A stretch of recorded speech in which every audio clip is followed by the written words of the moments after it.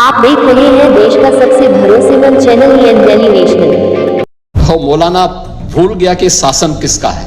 वो ये मानता था धमकी देंगे और हम जबरदस्ती जाम कर देंगे। हमने कहा जाम नहीं होगा, कर्फ्यू भी नहीं लगेगा, लेकिन कर्फ्यू का सबक तुम्हें ऐसा सिखा देंगे कि तुम्हारी आने वाली पीढ़ी दंगा करना भूल जाएगी। मौलाना भूल गया यूपी में किसकी सरकार है। बरेली बवाल पर सीएम योगी फायर। पुलिस ने बताया कैसे धरा गया मौलाना तौकीर रजा। समीम, इन 8 लोगों को आज हम लोगों के द्वारा गिरफ्तार किया गया है और जो रिमांड मजिस्ट्रेट है उनके समक्ष पेश करते हुए न्यायिक हिरासत में इनको लिया गया है। कोर्ट के आदेश के उपरांत इनको संबंधित जेल में भेजा गया है। टोटल जो 10 एफआईआर दर्ज हुई है उसमें जो प्रमुख एफआईआर है थाना कोतवाली की, इसके बारे में मैं आपको बता देता हूँ। एफआईआर नंबर 489/25, जिसमें भारतीय न्याय संहिता की धारा 109(1), 109(2), 118(2), 121(2), 189(5), 191(2), 195(1), 196(1), 196(2), धारा 223, 310(2), 324(5), 324(6), 61(2), धारा 62, आपराधिक कानून संशोधन अधिनियम धारा 7, सार्वजनिक संपत्ति नुकसान निवारण अधिनियम धारा 3 और सार्वजनिक संपत्ति नुकसान निवारण अधिनियम धारा 4। इन समस्त गंभीर धाराओं में जो हमारी प्रमुख एफआईआर है, जो खलील तिराहे पे घटना हुई थी, जिसमें जो पुलिस बल वहां पे लगा हुआ था, मजिस्ट्रेट्स जो वहां पे लगे हुए थे, इनके द्वारा बहुत संयमित तरीके से वहां जो भीड़ आई अचानक से उसको रोकने का प्रयास किया गया, समझाने बुझाने का प्रयास किया गया। उसके बावजूद इस भीड़ के द्वारा बैरिकेडिंग को तोड़ के पुलिस बल के साथ दुर्व्यवहार करते हुए इस्लामिया कॉलेज पहुंचने के लिए प्रयास किया गया और उसके अंतर्गत पुलिस के ऊपर हमलावर हुए, पुलिस के ऊपर पथराव किया गया। वहां से हम लोगों के द्वारा जो सामग्री रिकवर हुई है उसके बारे में मैं आपको बता देता हूं। ईंट पत्थर के टुकड़े भारी मात्रा में रिकवर किए गए हैं, चप्पल जूते भारी मात्रा में, पुलिस के टूटे हुए बैरिकेड रिकवर किए गए हैं। वहां से कुछ ब्लेड्स, खोखा कारतूस 12 बोर और 315 बोर के जो संभवतः फायरिंग में यूज होंगे वो रिकवर किए गए हैं। जिंदा कारतूस रिकवर किए गए हैं। एक तमंचा 12 बोर का जो संभवतः वहां किसी उपद्रवी के पास से गिर गया था भगदड़ में, एक ये रिकवर किया गया है। अवैध चाकू, लाठी, डंडे और कुछ कांच की टूटी हुई बोतलों के टुकड़े जिनसे पेट्रोल की बदबू आ रही है, जो संभवतः पेट्रोल भर के लाया गया था। ये सारी चीजें वहां से जो घटनास्थल था खलील तिराहे का, वहां से बरामद की गई है। 2 वाहन क्षतिग्रस्त हुए हैं, गाड़ी संख्या UP 32 EG 3137 और एक मोटरसाइकिल, ये 2 वाहन क्षतिग्रस्त हुए हैं। अभी 8 लोगों को हम लोगों ने गिरफ्तार किया है। टोटल हम लोगों ने 39 लोगों को अब तक हिरासत में लिया है। 8 लोगों को गिरफ्तार करके न्यायिक हिरासत में भेज दिया गया है, जेल भेज दिया गया है। बाकी जितने लोग हैं उनसे हम लोग जो विधिक प्रोसीजर है पूछताछ करते हुए, क्योंकि ये भी बहुत आवश्यक है कि हम इन्वेस्टिगेशन के दौरान ये पता करें कि जो ग्राउंड पे लोग मौजूद थे, जो अलग अलग चौराहों पे पुलिस के साथ मिसबिहेव कर रहे थे, पुलिस के ऊपर हमलावर थे, पथराव कर रहे थे, और इनके पीछे कौन व्यक्ति था जो इनसे लगातार संपर्क में रहते हुए इनको ये करने के लिए उकसा रहा था, तो उस बिंदु पे इनसे पूछताछ की जा रही है। इनके मोबाइल फोन जिन जिनके रिकवर किए गए हैं उन मोबाइल फोन से भी एविडेंस कलेक्शन किया जा रहा है। हम लोग लगातार ये सुनिश्चित करेंगे कि जो भी अभियुक्त इस घटना में शामिल थे, इन 10 एफआईआर में जो भी अभियुक्त शामिल थे, उन सभी की पहचान सीसीटीवी फुटेज के माध्यम से, जो हमारा मैनुअल इंटेलिजेंस होता है उसके माध्यम से, टेक्निकल इंटेलिजेंस के माध्यम से, और जो हमारे अभिसूचना विभाग है उसके माध्यम से हम लोग एकत्र करेंगे। और जितने भी लोग शामिल थे प्रत्यक्ष या अप्रत्यक्ष रूप से, उनकी गिरफ्तारी और उनके विरुद्ध कठोर कार्रवाई, जैसा कि माननीय मुख्यमंत्री जी और शासन की मंशा है। अपराध के विरुद्ध 0 टॉलरेंस, कानून व्यवस्था की स्थिति एकदम दुरुस्त रहे, उसको कोई किसी भी प्रकार से बिगाड़ ना पाए, और बिगाड़ने वालों के विरुद्ध 0 टॉलरेंस, इस पे हम लोग कार्रवाई सुनिश्चित करेंगे।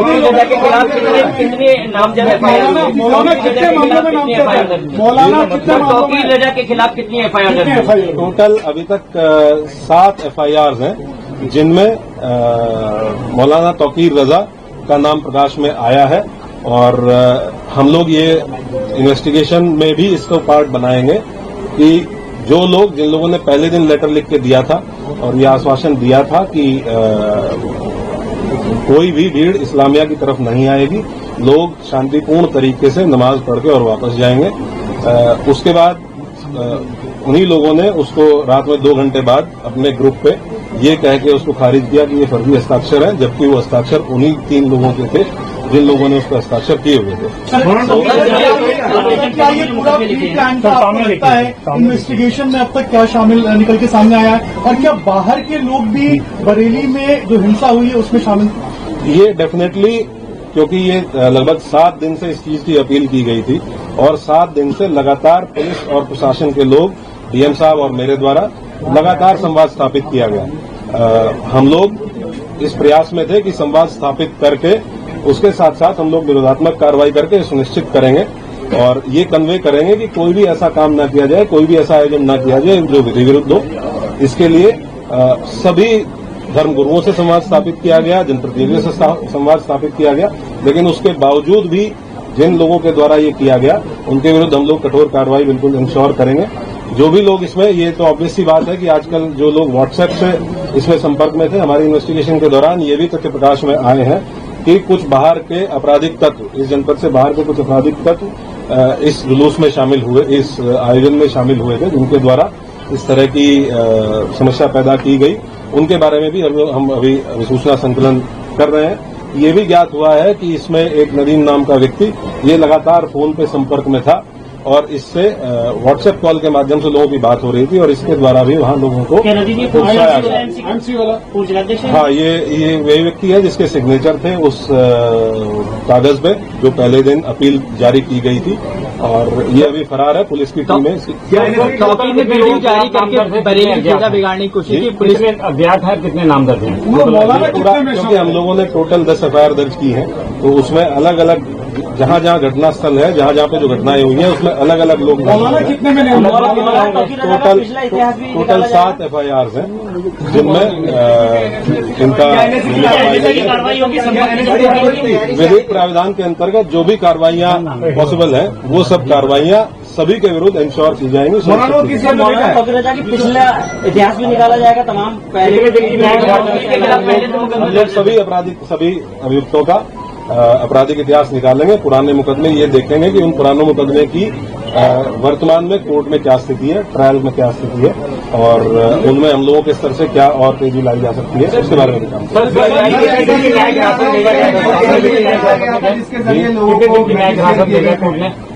मौलाना को कोर्ट नॉर्मली जब भी कोर्ट के समक्ष पेश किया जाता है तो 14 दिन की न्यायिक हिरासत।